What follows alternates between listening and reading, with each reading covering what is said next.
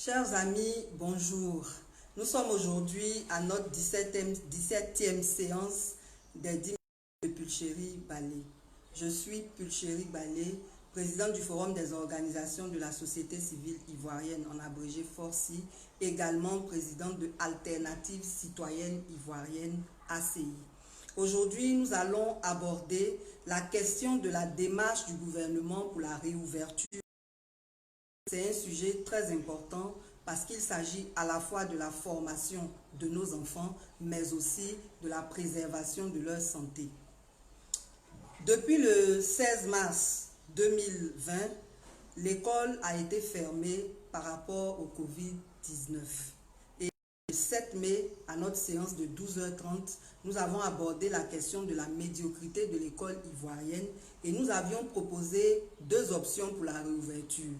On a proposé qu'on organise les examens en tenant compte des programmes des 2 premiers trimestres, étant donné l'échec du téléenseignement, et on a aussi proposé qu'il était possible d'ouvrir l'école en faisant des doubles ou des triples vacations pour respecter les mesures barrières.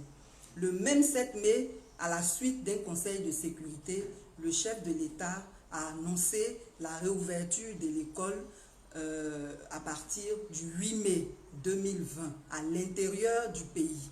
Et donc, par rapport à cela, le 8 mai, nous avons exposé 3 problèmes qui étaient liés à cette réouverture uniquement à l'intérieur du pays. Le premier, c'était comment les enseignants qui sont bloqués à Abidjan allaient regagner leur poste, de même que les élèves dans la même situation.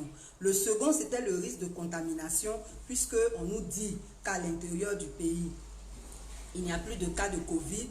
Comment on allait faire pour éviter que tout ce monde qui allait retourner à l'intérieur du pays ne contamine pas ceux qui sont là-bas.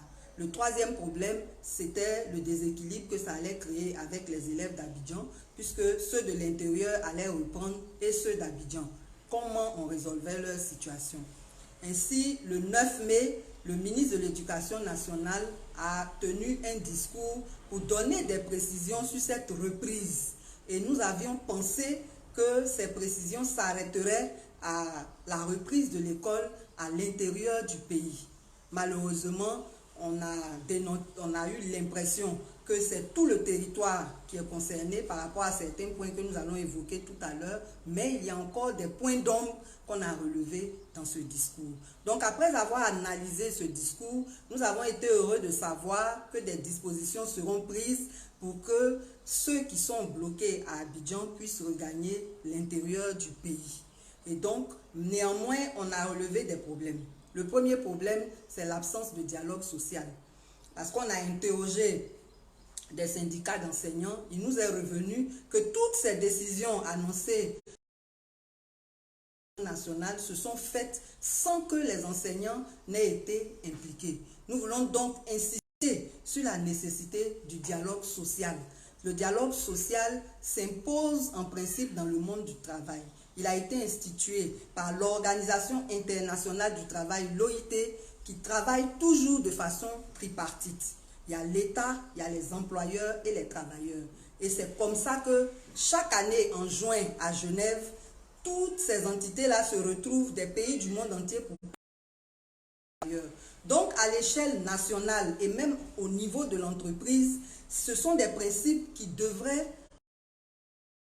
la gouvernance. Ainsi, dans les entreprises, vous avez les syndicats qui travaillent avec les employeurs. Dans les bonnes entreprises, ils font même ce qu'on appelle une cogestion. Maintenant, dans le cas du public, où l'État est à la fois l'employeur, dans des situations aussi importantes que celle de la gestion du Covid, l'État devrait associer les syndicats d'enseignants aux décisions qui sont prises pour la réouverture de l'école.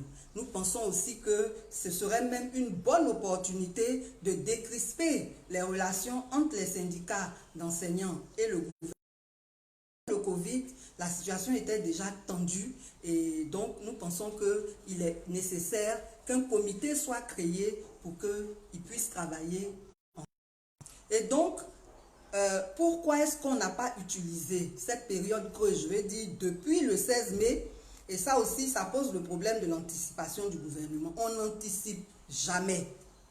Depuis la fermeture le 16 mars, là, on aurait pu déjà créer ce comité-là pour réfléchir à comment on allait reprendre l'école selon la progression du Covid. Ça ne s'est pas fait. Bon, c'est ce qui est fait, on poursuit. Donc, le second problème, c'est le déphasage entre ce que le chef de l'État a dit le 7 mai et ce que le ministre a dit hier 9 mai. Le chef de l'État a parlé seulement de l'intérieur du pays. Il a dit que le 15 mai, selon la progression du Covid, on prendrait des décisions par rapport à Abidjan.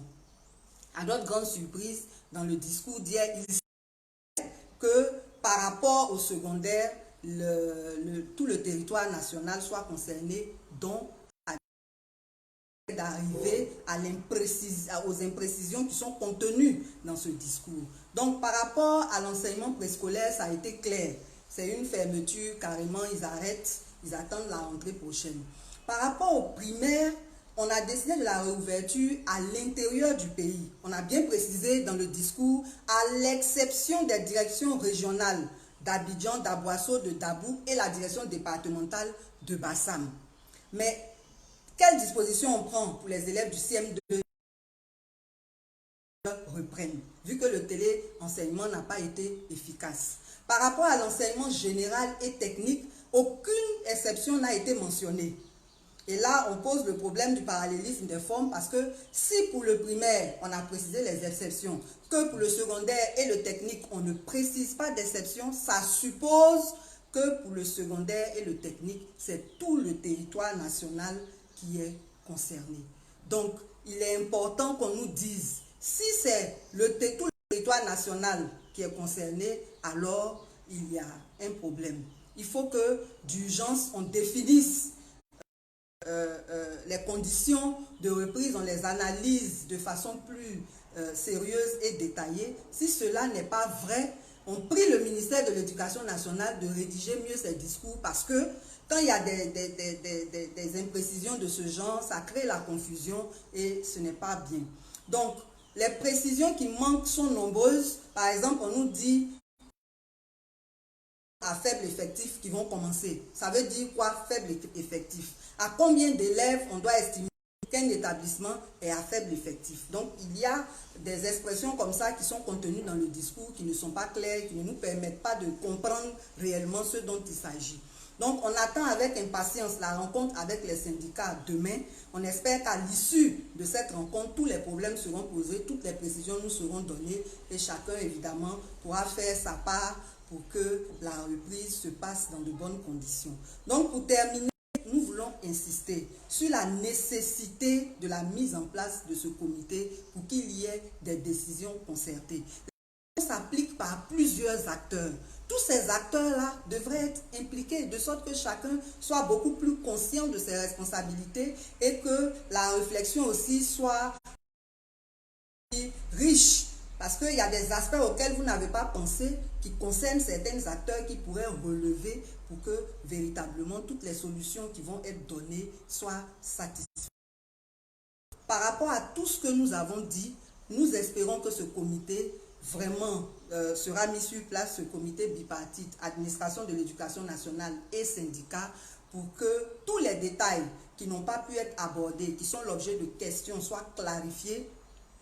Tous les détails qui n'ont pas pu être pris en compte soient intégrés et que véritablement la reprise s'organise sans qu'il n'y ait d'erreur. Parce qu'on est fatigué de voir l'État prendre des décisions sur un coup de tête et puis après, à l'application, on cherche à rattraper les erreurs. Ce n'est pas professionnel, ce n'est pas sérieux, ça ne fait pas bonne gouvernance. Il faut qu'on intègre dans nos habitudes d'anticiper sur tous les afin qu'on puisse mieux protéger les populations.